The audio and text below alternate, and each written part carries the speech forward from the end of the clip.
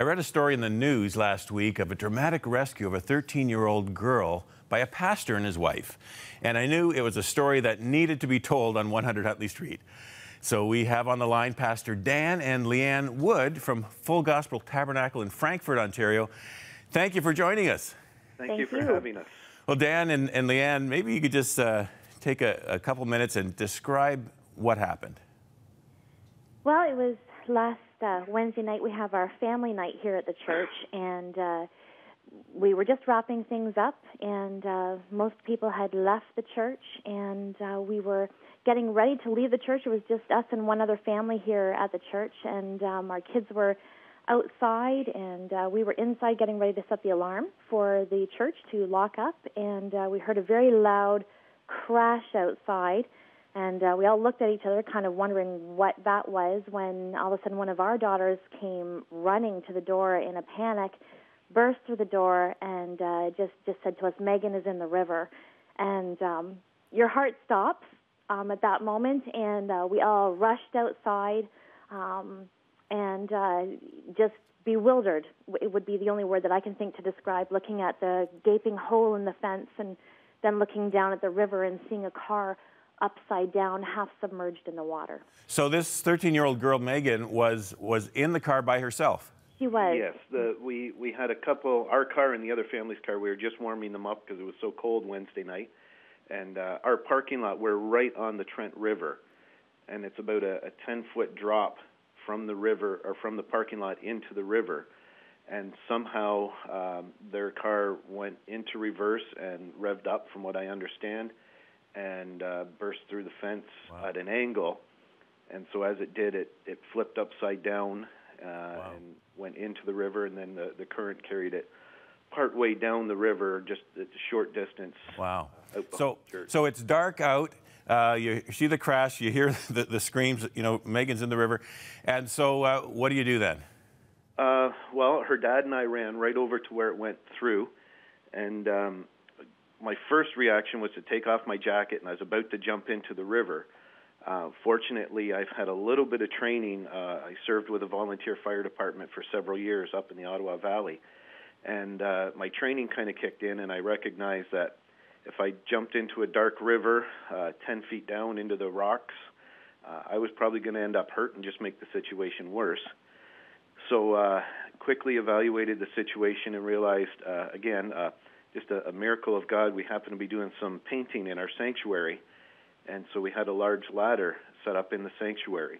And so we quickly ran in, grabbed the ladder, ran back out, got the ladder into the water, and by that point my wife was all prepared and had her stuff off and was down the ladder into the water to go look for Megan.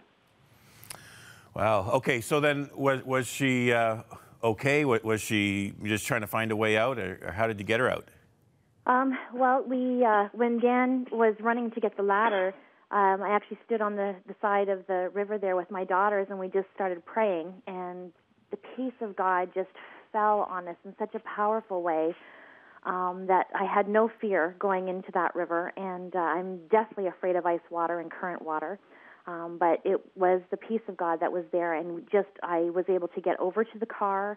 I tried the door. It was locked, and so I yelled back to shore that the car is locked and I can't get in. And so I crossed the current again back over to the ladder, got the tool back through the current to the car, tried to gain some leverage to break the window that was submerged, but there was no way. I could hardly stand in the current.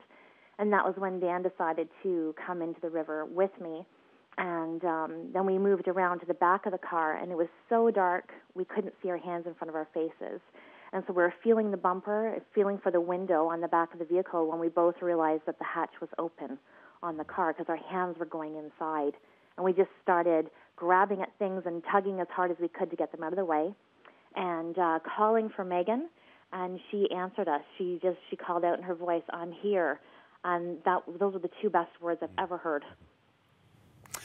So she was able to crawl out through the hatch, and you were able to get her to shore to safety. In the vehicle, and obviously pitch black, upside down in the water, just had a crash.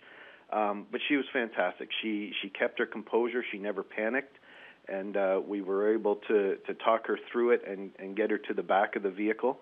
Again, just several miracles that happened there, but we got her to the back of the vehicle and were able to lift her out. Unfortunately, once we got around to the edge of the vehicle, the current is so strong, and by that time, hypothermia had set in, and she couldn't stand in the current. And so I was able to get her over to the edge of the bank and make our way back upstream to where the ladder was, where her dad was waiting. By that time, hypothermia had also set in on Liane, and so I had told her just grab onto the car and just stay there, and then came back and grabbed a hold of her and was able to get her back to the ladder as well. Wow. And by time we were, just about the time we got to the top of the ladder, the first rescue vehicles from the fire department were pulling into the parking lot. Wow. What an amazing story. And I'm sure there were a lot of small miracles along the way that made it all happen. Maybe just point out a couple of quick ones. Oh, there's tons. A couple days prior to the accident, the regulators of the Trent River lowered the water level by about 2 feet. The angle at which the van went in, if it had gone in at any other angle, it would have completely filled the cabin with water. The fact that a locked safety latch on the back tailgate released and the tailgate flipped open. When Megan was making her way out, she had to put her face below the water line. She said she had to close her mouth because of the water. Yet somehow when she got out of the vehicle, her hair, which is below her shoulders, was perfectly dry. Root to tip, dry. Just so many miracles of God that just, it's chilling, and it shouldn't surprise us. Right. Yet it still overwhelms us. Wow. Well, Pastor Dan and Liane Wood, thank you so much for sharing that story and for going far above and beyond in service to your flock there in Frankfurt, Ontario. God bless you, and thank you for your time. Thank you. All right, bye-bye. Wow, what a great story.